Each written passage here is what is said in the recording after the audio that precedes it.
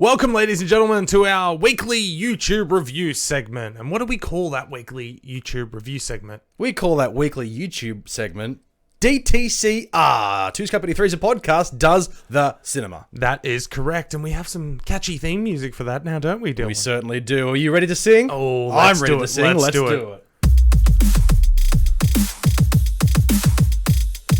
Coming at you fresh, coming from afar, it's 2c3pod DTCR. Yes! That's right, ladies and gentlemen. If your eardrums are still there, my name is Mitchell, along with my co-host Dylan. And we are here for DTCR Does the Cinema. Now, every week we get to go to the cinemas and watch a brand new film. And this week we had the privilege of finally seeing a foreign film in theaters. We've been waiting for this for so long. That's right. We've been saying every week on our podcast, which the links you can see in the description down below, that we've been meaning to see a film that's not of English origin, essentially. Not filmed in the US, not filmed in Australia. Yes, not filmed in the Western world. That's correct. At cinema, so that way we've got something a little bit more unique and a little more like foreign to us, essentially, to view. Yes, and we pun intended. That's correct. And we finally got the chance to see that. And what films did we see, Mitchell? We finally got the chance to, now that there is a sequel to it, and surprisingly, it just all of a sudden came out last week, but we finally got to see Train to Busan. Yes. And also the sequel, Peninsula. That's correct. So now we both didn't get the chance to see Train to Busan in the cinemas, but we did get the chance to watch it on streaming services, so we will be talking briefly about that. But what we got to see at cinemas, which was a bit of an eye candy for us, I believe, is the film, the sequel to Train to Busan, Peninsula. Yes. Now, I previously thought that this was a prequel. I'd heard on the grapevine somewhere on the internet that it was a prequel. So I didn't, and then I found out that it wasn't. So I wasn't really sure what I was getting into going into this. And I can say I was pleasantly surprised, but let's talk about it. Yes, absolutely. Well, before we rip into that one, we will briefly touch on Train to Busan, like you said. Now, you can watch this at home if you have Netflix. It's right there. And oh boy, do I recommend everybody who likes a good zombie film and a good foreign film, check this movie out now. It is fantastic. If you're anything like me and you're sick to death of, like, you know, the overwhelming number of zombie horrors, also comedies as well, big production value films, Train to Busan is definitely one to check out because it definitely has that large budget feel to the film, but it's also been taken by, it's also been produced by a company and filmmakers that care for the genre. That's right. Because I was expecting this to be a really dark and gritty, like, nighttime zombie horror, but it's in fact more of a daytime action zombie thriller. Yes. You know, and there is very little moments of comedy to it. The comedy that is sprinkled throughout the film is added in a way that's very natural to the characters. It makes the characters feel real and grounded, and that's what I really like. That's also stepping forward a little bit. There are some moments when it comes to reality and being grounded, especially with comedy and set pieces about Peninsula that I didn't like, but we'll talk about that. Yes, we will. But I think Train to Busan, there are some moments which do fall flat for me where they try and sort of expand a little bit, especially with the set. But the fact that this is very directed, in terms of like where it's going and where it starts and where it's going, I really admire this film. Absolutely, I couldn't agree with you more in the sense that it's not your run of the mill typical zombie film at all, and the fact the setting is key as well. Like the train and being in the daytime and all of that, and we've both seen so many zombie films and that, and for them to find an original take on the zombie film in the sense of like the outbreak beginning and that kind of thing, and how quickly the entire country of South Korea just gets overrun, and just out of nowhere you think that, like, oh, there's just a little something going on, then next minute there is nowhere to go, nowhere to turn, and there's all these mixed messages about where to go, where's safe and all of that, and there's confusion because they're stuck on a train with no communication essentially to the outside world, not knowing how bad it's getting out there. What the film really does well is convey the scale of the situation that they're in, but convey that by the dialogue present within the film and their communication to people outside of the train. Yes. You know, so fair enough, the sequel does like expand on the rest of the world and the impacts that it had. But this is set purely within a train and the characters on the train and what they're going to deal with. So the news that they're getting is what's fed through the news through like their phones or like what's on like the train station TVs. And very minimal phone conversation that the main character has with his work. That's right. So the only way we can really tell how much in danger they really are is by those moments, and those moments are absolutely perfect. And that's what I like about a film like this. And I always harken back to I was talking to my wife about this after the film. Yep. Why I liked it so much is that it harkens back to, say, like franchise starter films like Predator, Alien, Terminator. There was no real description as to where anything came from or why they're there. Yep. It just tells a really grounded story of a few people in a really shit situation and how they deal with it. And I thought this was magnificent. Absolutely. And not only that, man, I've got to say, I've spoken about it on the podcast many a time. I'm a crier. You are. The ending to that Train to Busan, absolutely gut-wrenching, absolutely heartbreaking. Full credit to that little girl. Yep. She is Acted incredible. Yes. She is incredible, man. Like, everybody in the film did well. There wasn't any actors that looked out of place or seemed characterized by their characters.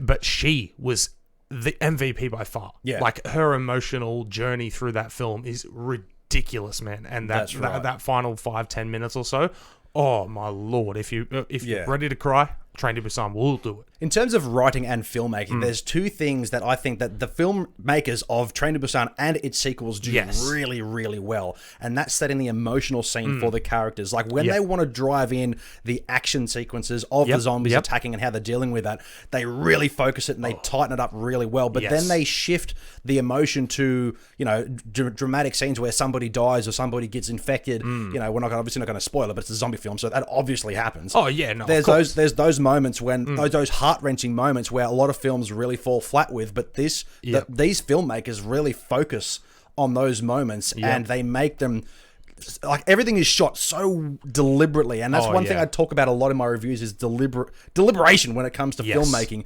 And when it comes to like shifting a scene to something that's supposed to make you feel a certain way, they don't try and mingle or overshadow the emotion with something else happening in the background. It's not a Marvel movie where there's a big gut-wrenching emotional scene and then there's a one-liner joke to the side that crushes all feeling. No, that's right. They really focus in on it and they grind it into your heart for like a good 10 to 15 minutes. They do that very well.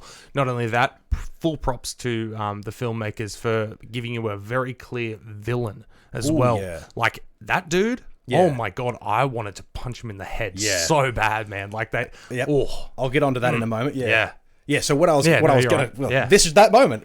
So there's one thing as well that I'm going to shift into Peninsula as well, because I do have a lot of comparisons as to why things in that film as well worked in the same vein as Train to Busan, but it doesn't do them anywhere near as well.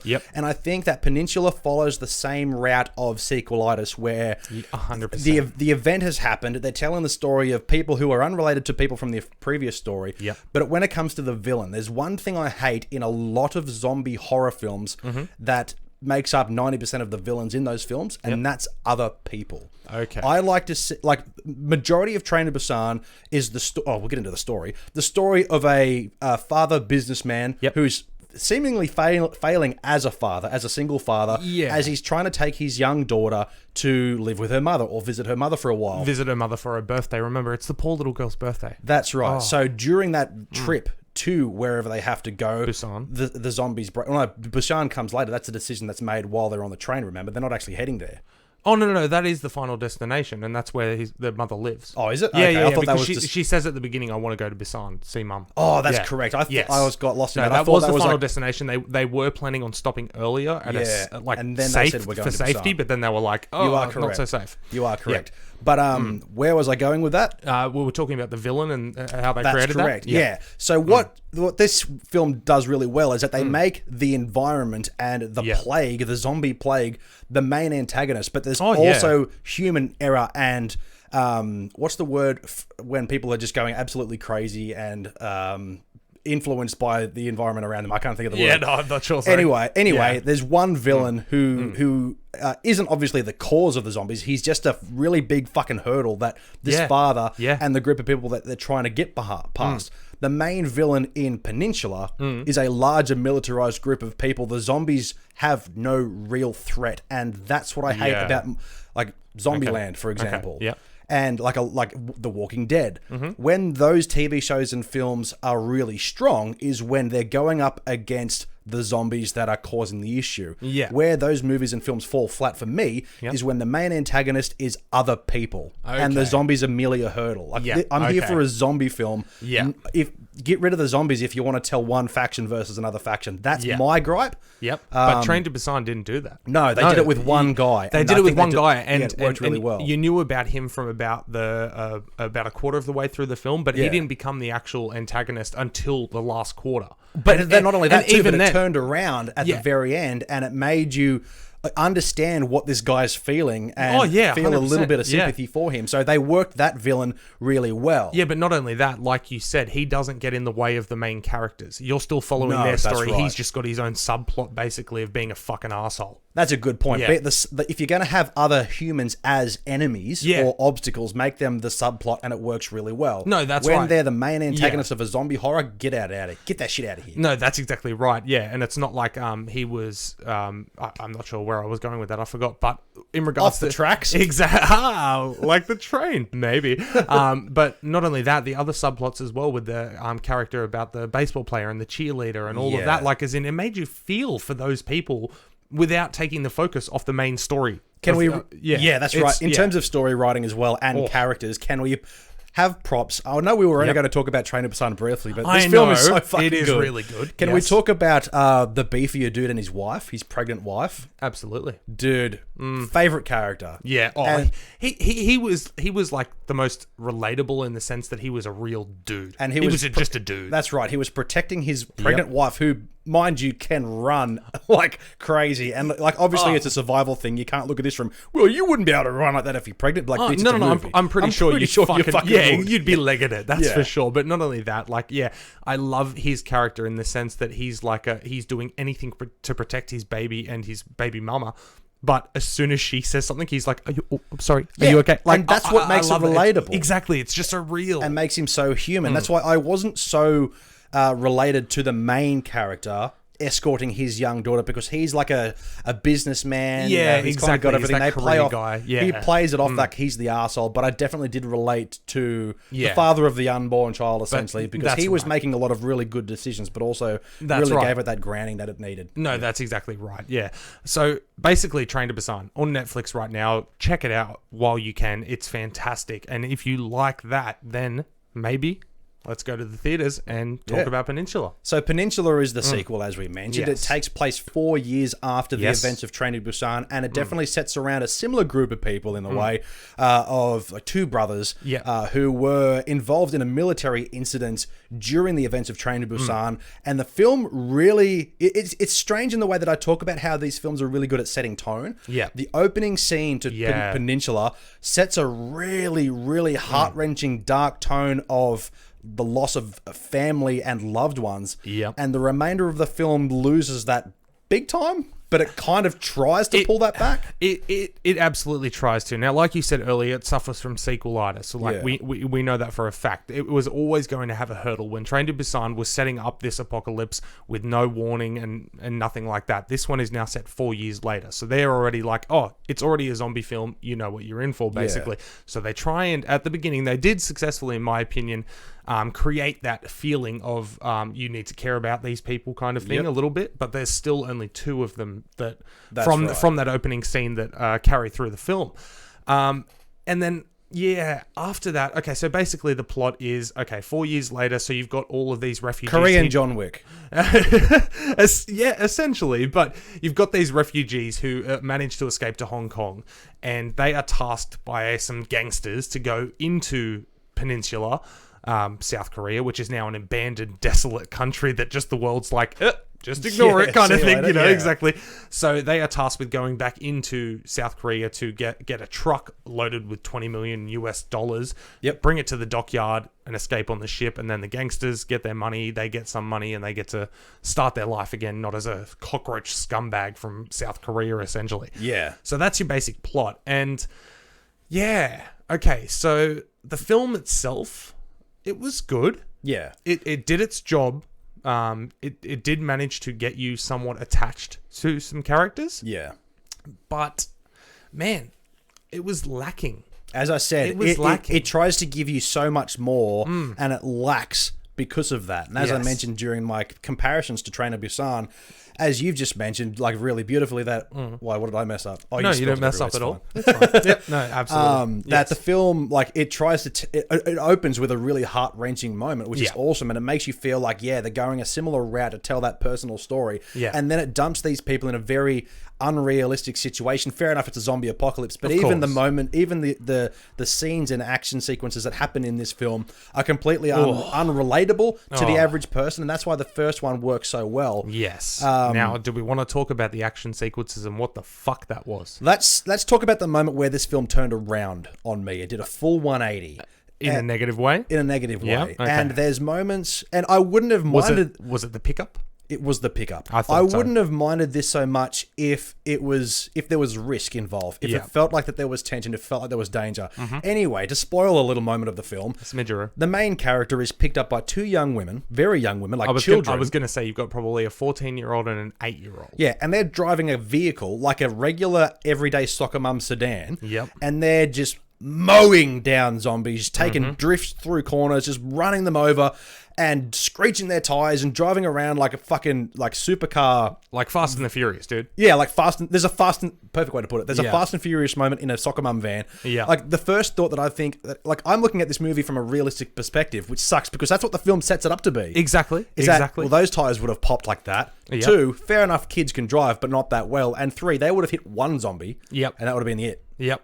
But they're running over hundreds. Yeah. And I was like, okay, there's no danger. No, exactly. That's right. It strips away all danger. And even in the moments where there is like tension building, it strips it away because you know that there's not going to be any danger to these people. But there is one character that I do have to shout out. It's like both of these films have one standout character for me. And for me, for Peninsula, is the mother of those children. She is South Korean Ellen Ripley. She is awesome. Sarah Connor. She was the toughest bitch in film I've seen in a long time, and I absolutely, totally loved it. Yes, 100%. But going back to those Aquan sequences, am I mistaken that 90% of all of the car-related chases were CGI completely? 100%. Like, they were completely CGI. And it really did take you out of it. I don't understand why they thought that the car would be moving that fast, and us just watch it going, yeah, that's right. And they can do flips and survive and do big skids and run over hundreds of zombies and everything would be fine and they wouldn't get in the way. Exactly. But mind you, the last car chase that happened when they're escaping from people and all of that jazz, that was decent. Yeah. But still, just the CGI just took me completely out of it. And like you said,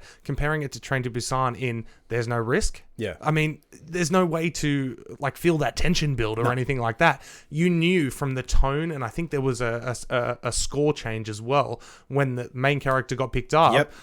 You knew that this was going to be a fun ride. It wasn't going to be like, oh my God, can they make it? Kind of thing. And that's just what took me out of it for the rest of the film. And Train to Busan, every moment in that film, you're like, oh shit, somebody's going to die here. Yeah. Like, you just expect this is not going to end well. But exactly like I just said, the score changes and they're like, oh, pick it up. It's a Fast and the Furious moment. Car chase. Woo! Yeah, and that definitely took me out of it. Exactly. So speaking of the film as well, taking away any sense of danger and tension, another thing that really grinds my gears about modern zombie horrors, especially one set in an established zombie-ridden universe, is the idea of a faction of militarized dudes that have built their own little city, and they, of course, it's happened in Dying Light, the game, they happened in Walking Dead, I'm pretty sure it's in Zombieland as well, is that they have a zombie arena where they push people in and let them fight the zombies. Yeah. The other main character, essentially the brother of the main character, who's pushed into there, survives 3 or 4 times, and there's no danger or tension there either.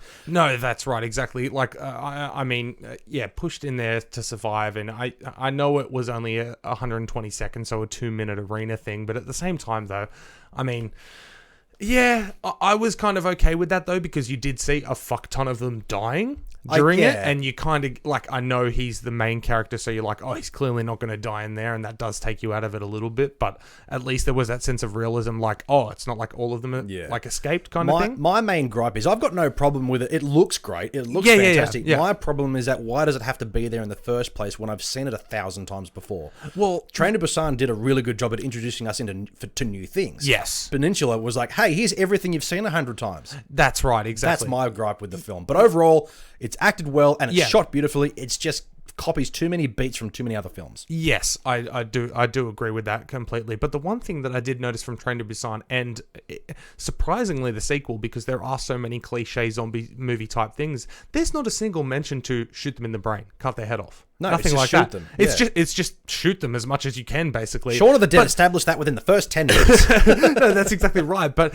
in Peninsula as well, you see a character take that one shot through the head, and that zombie drops instantly, and it's like, okay, cool, they're learning kind of thing. But then 5 minutes later, somebody else is shooting, and they're just shooting the body and all of that, and the zombie's still kind of coming in there. Yeah. It's just interesting that they didn't point that out, like they didn't fall into that stereotypical cliche moment. Yeah, that's right. We haven't actually touched on, what did you think of the zombies in both films? I thought the zombies were good. Yes. Especially in the first film. Obviously, the second one, there was no tension, and we've talked about that. Yeah. But the zombies in the first film were very interesting, and I liked the idea that they played on the set that there was a daytime zombie film. Yes. I don't want to spoil the differences. I really want people to experience for themselves, and when we say that there's a different type of zombie in here, it's 100%, if you've seen the TV show Kingdom on Netflix, which I talked about a little while ago, which is a South Korean zombie TV series set back in like the 13 or 1500s. Yeah. It's kind of the opposite of that film in how the zombies operate. Yeah. So if you've seen that, you'll know what I'm talking about. But I like the idea that once they were infected, they didn't really eat anybody. They just went around biting, and that was it. Yeah, Maybe that was just I don't know. No. A story beat, I guess. I was okay with that because there wasn't a single shot in either film where you see a zombie just munging on intestines for funsies. Yeah, like, there was none of that. Like, normally a lot of zombie films rely on that for the shock value of the gore and that kind of thing. But this one's just literally like, we just need to bite anything that's moving, essentially, kind of thing. And then move on to the next, because they would bite one and move on to the next. And I was okay with that as well. And I also love myself a supercharged zombie, and the fact that, like, as in they will be running full pelt, and it doesn't matter what is in their way or what's in front of them, they just go. They just run. I absolutely love that. So I love it when a zombie jumps off a building and they just go, and they get up. I love it. That was in Peninsula, wasn't it? Where they turned a light on or something like that, and like I didn't realize that they were on a cliff basically, and all of these zombies are like, and just start running, and you just see like 50 of them just go, just die. And it's great. And they get up. Yeah, exactly. Yeah. I loved it. Yeah. No, yeah, exactly. So I've got no complaints about the zombies in that regard. So, all right, Train to Busan, I'm going to give it a solid 9 out of 10 pretzels. I loved that film. I loved that. I want to watch it again. I want to cry again. It's just fantastic. Yeah. Peninsula, 6.5, 7 out of 10 pretzels, because if I have to give it a rating, I give it the equal rating, because Train to Busan, we've talked about it for the majority of this review of Peninsula. Yeah, and it was unreal. But Peninsula definitely fell flat in a lot of moments. The main draws for me is the film style and the technique gone behind actually making the film. It looks beautiful. It sounds beautiful. It's acted really well. There's just the setting crappy moments. Yeah. That's about it. There's a few downfalls there. But otherwise, the film... That's right, yeah. If you're interested in any way at all of like South Korean zombie horror films, if you're a fan of The Grudge and those kind of like Japanese films as well, just non-Western horrors, definitely check out Train to Busan. And I would advise check out Peninsula as well, just to see where the story goes if you're interested. There's no that's point exactly avoiding right. it. Yeah, exactly. Because a post-apocalyptic world is always appealing in some sense. There's mistakes made in the film. Of course, there is sequelitis, as we've already mentioned, but at the same time, serviceable for what it is.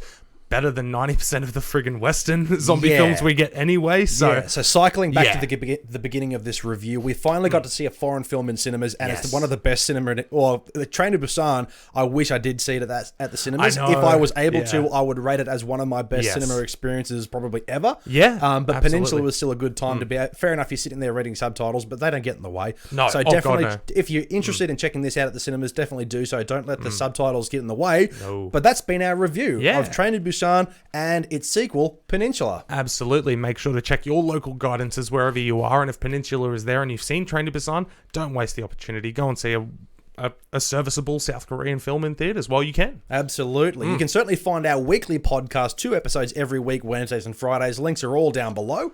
Absolutely. And make sure to listen on your preferred platform. We are on all platforms. Just search 2c3pod. But of course, cliche slogan time.